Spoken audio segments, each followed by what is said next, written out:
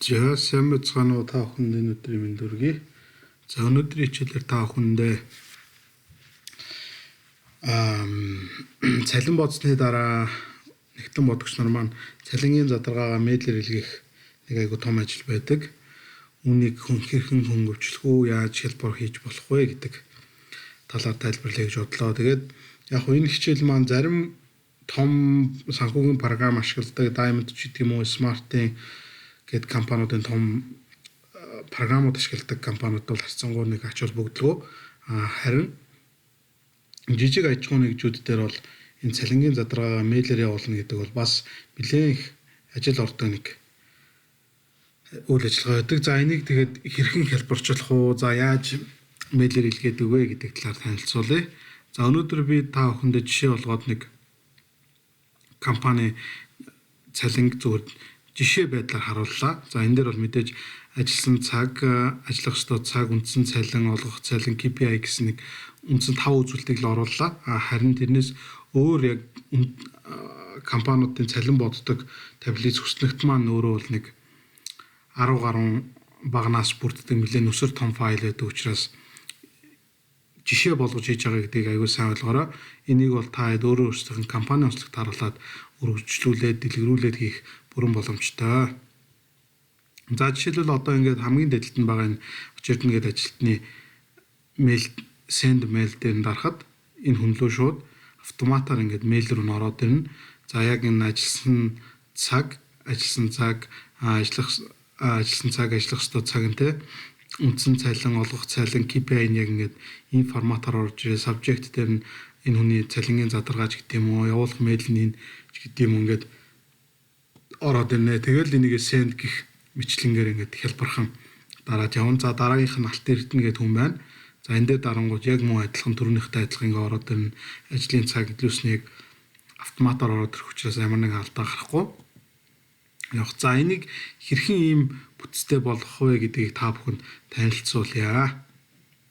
За одоо энэ чэнээсээ би жишээ болгоод эхний 4 ажилтны нэрийг дараагийн шийдтээр хуулаад бэлдсэн байгаа. За ингээд энэ мэдээлүүд бол мэдээж компани бол дээр бэлэн байж байгаа. Ажилтны нэр, регистрийн дугаар, ажилласан цаг, ажиллах ёстой цаг, үндсэн цалин, олгох цалин, KPI гэсэн үзүүлэлтүүд бол ингээд компаниудын мэдээлэлээр ингээд бэлэн байж байдаг. Үүнийг мэйл хаягууллуу энэ одоо мэйл хаягууллуу хэрхэн холбож илгээх вэ гэдэг дээр. За тэгэнгүүт энэ subject-уудыг яаж бүрдүүлэх вэ? Body гэдэг дээр нь одоо жишээлбэл subject гэж юу хэлээд байна те? Body гэж юу хэлээд байна гэдгийг та танилцуулъя. За мэдээж бол mail гэдэг бол энэ дээр цуглуулсан энэ мэйлийг мэйл дээр нь өөр автоматар авч очино. За subject гэдэг дээр нь одоо жишээлбэл за энэ очирдна гэдэг ажилтны цалингийн задаргаа гэдгийг шууд энийг болохоор бас тодорхой томьёо бичээд энийг татаад оруулаад ирнэ. Subject гэдэг дээр одоо энэ дээр томьёо бичиж оруулж ирнэ. За body гэдэг дээр нь юу хэлээд байна гэхээр одоо яг мэйлийн үндсэн агуулгыг body хэсэг дээр ингээд авч орж иж байгаа. Энэ нь болохоор за энэ дээр байгаа 5 цалин бодож байгаатай холбоотой 5 үзүүлэлтийг яг энэ дараалалаар ингэж оруулж ирэх юм аа. За энийг одоо бүгдээр эхнээс нь хийж туршиж харъя. За хамгийн эхлээд бүгдээр send mail гэдгээс эхлэе. Send mail бол өөрөө хамгийн чухал зүйл нь энэ дээр өнөөдөр бүгдээр hyperlink гэдэг томьёог үзнэ. Hyperlink. За hyperlink гэдэг томьёон дээр хамгийн эхлээд одоо энэ hyperlink томьёог ойлгохын тулд яг энэ маус хоёроо дараад link гэж байгаа. Иш оронгууд одоо email адресаа бичингүүд. За одоо жишээлбэл очирдна гэдэг түрүүний email адресаа бичингүүд gmail.com. За subject дээр нь одоо юу гэдэг нь за hi ч гэдэг юм уу юу гэдэг. За тэгэнгүүт энэ өөрөө яг ийм форматаар энэ hyperlink дээр бичигдэх ёстой. Яг идлүүс ингэж хоошо үргэлжээрээ. За энэний ардаас body-н бас бичигдэнэ. Гэх мэтлэн энэ үргэлжээрээ бичигдэх ёстой учраас та энэний бичиглийг хараарай те. Mail to хоёр тодорхойлох төгцийг мэйлээ оноолоо, асуултын тэмдэг явлаа, subject тэнцүү hi ч гэдэг юм. Ингээд энэ кодчлол гэх юм уу цаана бичигдэж байгаа алгоритмыг таньж байгаа гол үзүүлэлтүүдийн айгуу та энэ дээр сайн ойлгох ёстой. За би энийг та бүхэнд мартуулахгүй үднэс энэ дээр энийг яг тодорхой биччихье. Эхлээд mail to гэдэг маань өөрөө хоёр тодорхойлогдох зэгтэй байна. Mail to. Дараагийнх нь асуултын тэмдэг subject тэнцүү. Гуравдугаарт нь and body тэнцүү гэсэн ийм өргөтгөлүүдийг холбож хийнэ. За одоо бүгдээрээ энэ дээр холбож харъя. За окей. Hyperlink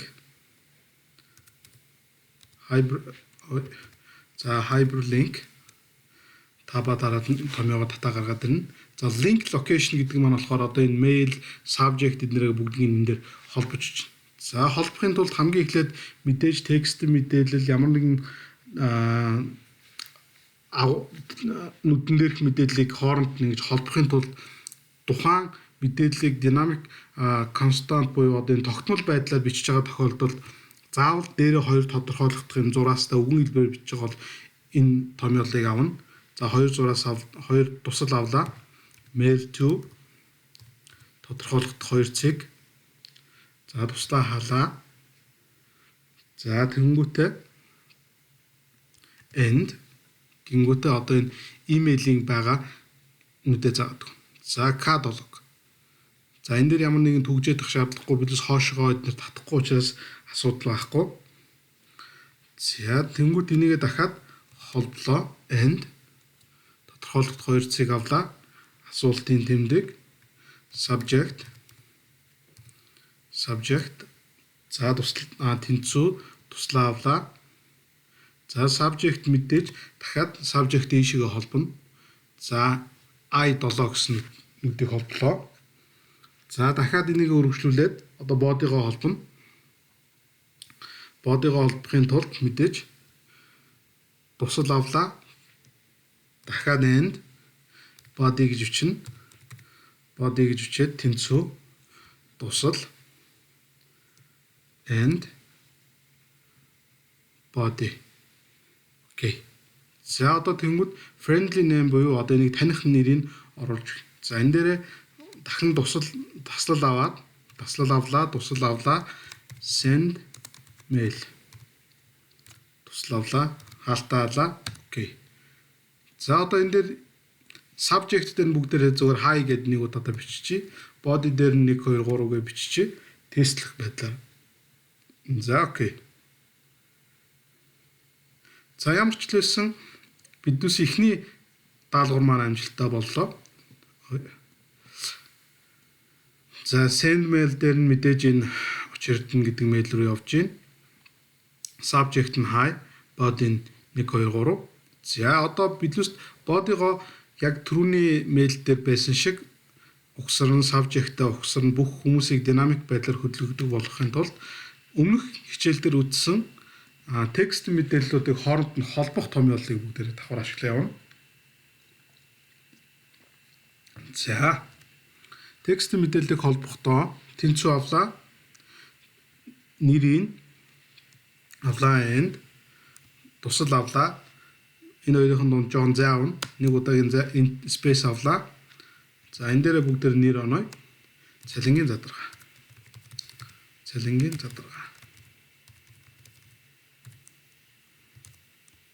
За туслаа. За энийг ингээд доошоо татчих. Ялгаа байхгүй.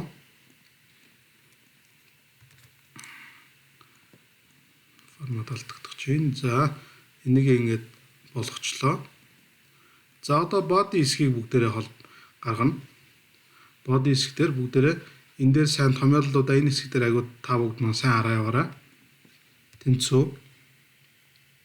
Мөн адилхан текст мэдээлэл холбогдох хэсгээр явна. Энэ дээр хамгийн чухал анхаарах зүйл маань за энэ их анхны өгсөн мэдээлэл маань энэ мэдээллүүдийг хооронд нь ингэж энтер аваад ингэж доод шинэ мөрнөөс эхлэх томьёоллыг дараах томьёогоор бичдэг. Энийг та бүхэн аягүй сайн тогтоож яваарай. Энийг би энэ дээр улааруулчих. Энэ маань өөрөө өгөгдөл дээр очихороо догол мөл урж танигддаг томьёол байгаа. Процентын тэмдэг 0 A гэсэн энэ товчлол маань өөрөө энэ space enter-ийг илэрхийлж байгаа. Энийг одоо холбоос дээр яаж ашиглаж байгааг та бүхэнд харуулъя. За, жишээ байдлаар эхнийхийг авлаа. За, ажилласан цагийг мэдээж доошоо татах учраас доошоо татна, хоошоо өршөөл татчих магадгүй учраас энийг бүтэн түгжчихье. Окей. And холбоос хийлээ. За, энэ мэдээж ажилласан цаг гэдгийг энэ хоёрын маань дунд зай байх учраас нэг удаагийн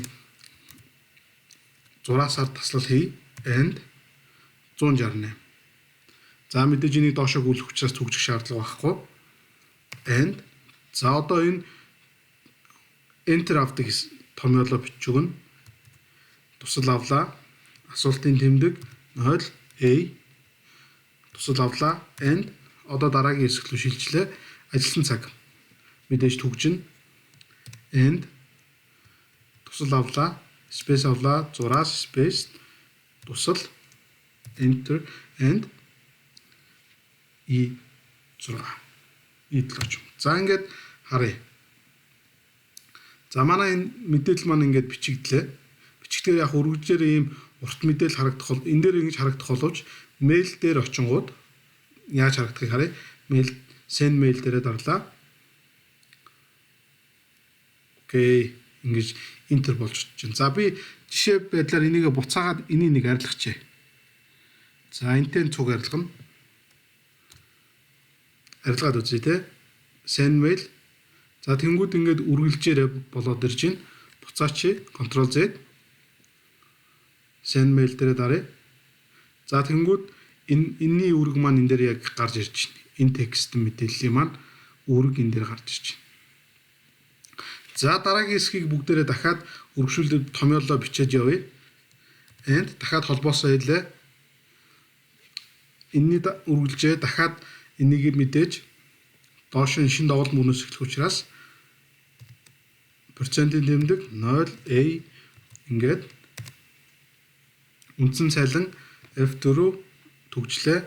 And тусал авлаа, зай авлаа, тусал авлаа, and за, одоо энэ дээр бас нэг чухал юм орж иж байгаа. За, энэ дээр мэдээж энийг ингээд сонгоод тавьчих юм бол яаж харагдахыг харъя бүгд. За, ингээд сонгоод тавьчих юм бол энэ мэдээлэл маань send mail очихдоо ингээд ямар ч одоо энийг ачихад хүн 10 сая юу хэдэн сая юу гэдгийг танихгүй учраас энэ дээр text гэдэг томьёо ашиглана. Text. За, text гэдэг томьёогоо ашиглаад мэдээж өгөгдлөө заагаад өгнө. F7-г авна.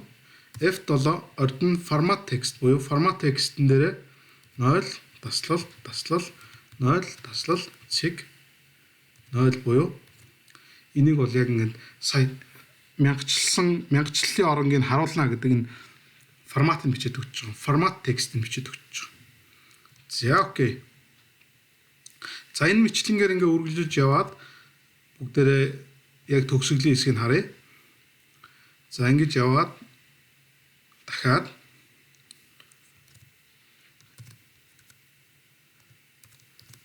нөл 5 тук. За, ингээд энийг F4 түгжчихье. Авлаа. Text зураас инглээ. Захиад текстийг авна. Мэдээж энийг зоож өгнө. Тэг мянгачлалынхаа оронгуудыг бүгдээрээ заагаад өгнө. За, G7. За, энэ дээр яагаад мэдээлэлүүд маань татдаггүй байна. Энэ дээр end гэдэг тэмдэглэгийг оруулж ирээг байна. End гэдэг тэмдэглэгийг оруулж ирлээ. Энэ айгу урт томьёо бичиж байгаа учраас бүгдээ айгу тайван удаан нихур үзэх ёстой. За, одоо дахиад space авна.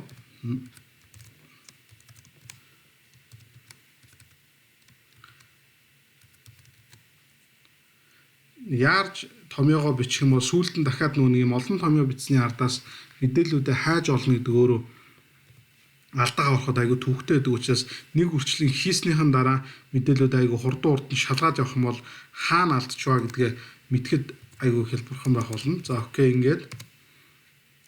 За энэ дээр одоо текст мэдээллийн проценттэй мэдээллийг яаж оруулдаг вэ гэдгийг харъя. Энэ нь тусал авлаа 0%. Окей. За окей. Мэдээлэл маань ингээ боллоо. Доошо өгөгдлүүдийг бүгдээрээ хуулаад formulas байдлаар нь хуулчих. Энийгээ мөн адилхан formulas байдлаар нь доошо хуулъя. За өнөөдрийн авсан мэдээллийгээ яг энэнийх нь доор аваачаа тавьчих. За бүгднгийн ер нь улаан болгочих болно. Хамгийн чухал мэдээллүүд нь бол энэ хэдий гэдгийг та хэд айгуу сайн ойлгох хэрэгтэй холбоосууд дээр. За энэ мэдээлэл маань болцсон. Subject маань болцсон. Тийм учраас илүүсээ жоохон ингэж шахчих мэдээлэлүүд. За түрүүний мэдээлэл маань ингэж бидлэн боллоо. Send mail. Дарлаа. За яг бидлээсээ хүссэн түрүүний форматлоо ингэж хүрээд ороод ирж байна. За дараагийнх нь алтан эрдэнэ гэдэг хүн байна. Алтан эрдэнэ цалин юм байсан байна. Окей. Send гэдэг явууллаа. За мөнгө эрдэнийх яси. Окей. За гих мэтлэнгээр ингээд бүгд бол ингээд одоо илгээхэд бол хэлбэрхэн боллоо. За энийг групплээд групплээд Shift Ctrl Alt хажууд шиг сум. За групп үүсгэлээ. За ингээд цалингийнхаа файлын ард одоо энэ send mail уйчих юм бол бидний цалин бодоо дууслаа бүх ажилтнууд руугаа илгээхэд хэлбэр болно. За ингээд энэ цалингийн мэдээлэлтэй хэсгээр хүмүүс маа олон ажилтнтай бол их төвөгтэй. За ихтэл нэг 50-аас хэтрэхгүй ажилтнтай компаниуд дээр бол энэ бол асуудалгүй ажиллана. Яг тэрнээс их байж болно л доо. Яг хасцсангуу 50-аас олон болчих юм бол энэ дээр бас л цаг орно. Ингээд нэг үрчлээ явуулахад нэг 50 орчим ажилтнтай компани бол нэг 15 минутын дотор ингээд цалингийнхын задаргааг нэг бэлдээд авцсан байхад илгээхэд хэлбэр болчихноо. За ингээд та бүгдийн өнөөдрийн хичээл таалагдсан бол манай пэйж хуудсан дээр лайк дараарай, subscribe хийгээрэй, найзуудтай мэдээлэл шеэр хийгээрэй. За тэгээд асуух зүйлс байвал комментээр асууж болно, фэйсбүүкээр асууж болно. За тэгээд өөр сонирхсан хичээлийнхээ сонирхсан зүйлс энийг тайлбарлаад өгөөч гэд хүсэлтүүд байвал бас тэрний дагуу хичээлүүдийг бэлдэх боломжтой шүү. За баярлалаа. Та бүдгийн ажилд амжилт хүсье. За дахин хэлэхэд subscribe дараарай, найзуудтайгаа ураарай. За та бүхний ажилд амжилт хүсье. Баярлалаа. Баяртай. Дараагийн хичээлээр уулзлаа. Түр баяртай.